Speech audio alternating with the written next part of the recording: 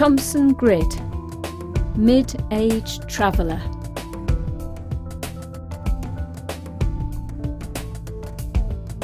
The hills are alive.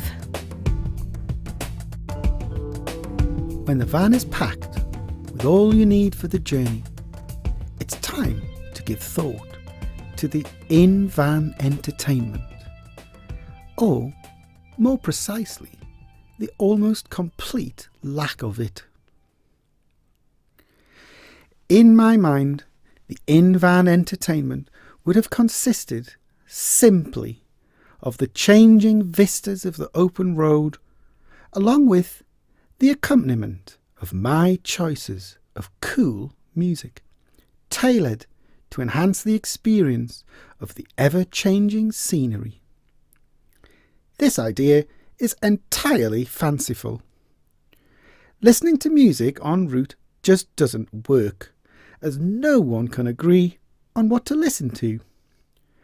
Between the ages of 6 and 56, there is just too much scope. The one album I think we have all been able to agree upon over the years is Jack Johnson's 2005 release In Between Dreams, featuring the excellent Better Together and Banana Pancakes. In-van entertainment for three girls generally takes on a fairly discernible and repeating pattern. I return to a previous concern here, as hairstyling and the application of makeup is generally the first diverting activity. At least that is after having had to return home at the bottom of the street for some essential forgotten item.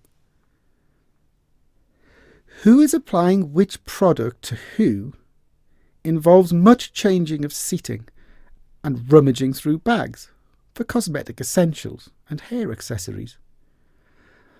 Much of this rolls around the floor for most of the remaining journey.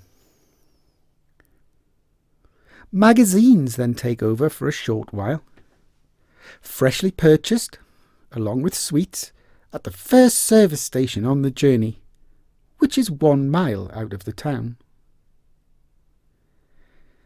The sweets, snacks and drinks are traditionally shared out and distributed from the back to the front of the van using a fishing net on a cane pole, which is perfect for the job. They all settle down for a short read.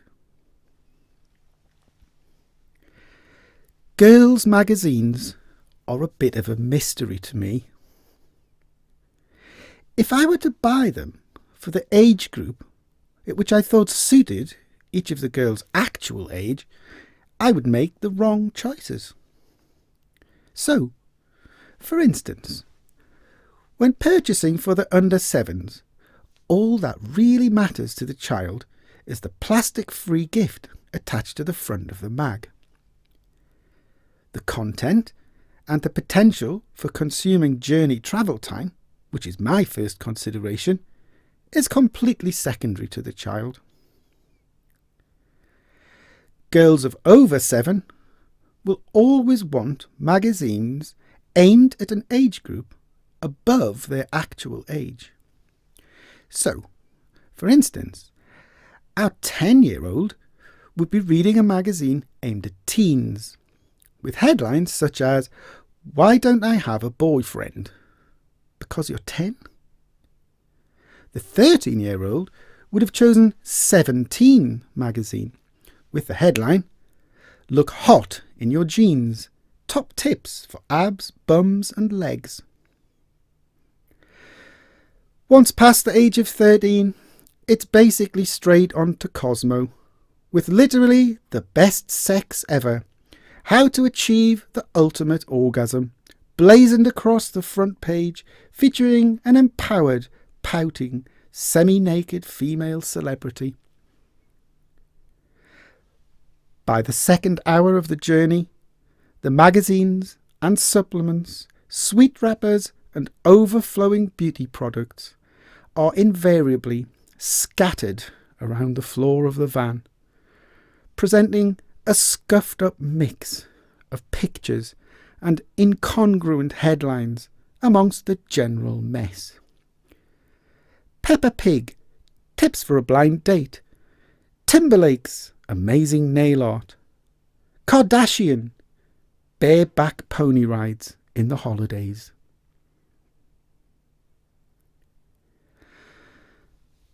Movies are then required for the bulk of the journey. In the days before in-car entertainment systems, this involved the use of a laptop and a leisure battery charged from the cigarette lighter socket of the van. Much sorting out of wires and speakers was also necessary to accommodate this activity. Then the inevitable arguments about what to watch first. Thankfully, there are an amazing selection of movies for kids, and the watching of movies part of the journey was often the calmest and easiest to manage. After the initial setup of tables, shutting of curtains, everyone being able to see, finding snacks, sweets, etc., which normally involved a good 20-minute stop. Once underway again, good mileage can be gained with no stopping required. For the kids, the outside world disappears. I remember travelling through Switzerland on a day where the most stunning lake and mountain scenery had begun to emerge out of a wispy mist and cloud breaking up with the heat of the sun. As my wife and I waxed lyrical about the wonderful natural scenes emerging more clearly and magnificently around each bend in the road, the children remained transfixed on the tiny laptop screen, curtains shut, oblivious to it all. On this occasion, we actually stopped the van and made them all get out to appreciate the marvellous Alpine scenery. Why have we stopped? Why can't we keep watching the video? Are we there yet?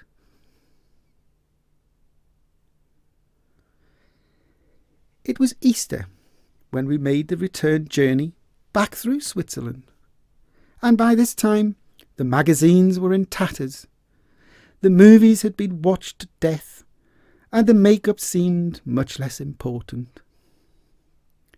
Now our entertainment would be singing. We had set off from northern Italy in shorts, bikinis, sandals and t-shirts, but as we entered the mountains of Switzerland, the weather took a turn for the worse. Rain began to turn to sleet, then snow as we progressed north. As the temperature dropped and my feet turned chilly in my sandals, the still bikini-clad kids wrapped up in blankets. I, somewhat nervously, continued driving through the worsening conditions, fearing we were going to get stuck in snow. The van is rear-wheel drive, and therefore a total danger to life in slippery conditions.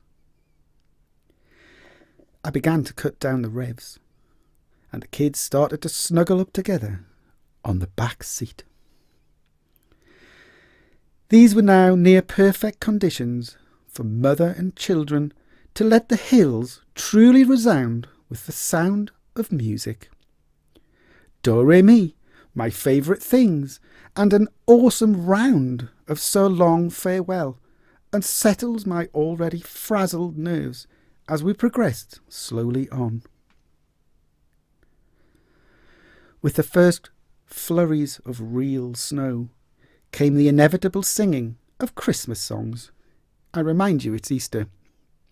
A rousing dose of Rudolph the Red-Nosed Reindeer, When Santa Got Stuck Up the Chimney, and a truly tuneless Silent Night, blasted out from the back. At least everyone was having a nice time, as I wondered where I'd put the number for the European Breakdown Assistance Company. By the time the wheels on the bus had thoroughly gone round and round, the weather, as we entered a dreary-looking France, began to turn to sleet, and then rain. And as the light began to fade, it was time to get out the tried and tested ambient music CD. In all honesty, I can't remember what the CD was, but it was guaranteed to send the kids to sleep within 15 minutes. My wife and I both agreed this was the best sort of in-car entertainment. As we crossed into Germany for a few miles of Autobahn, the van had fallen silent.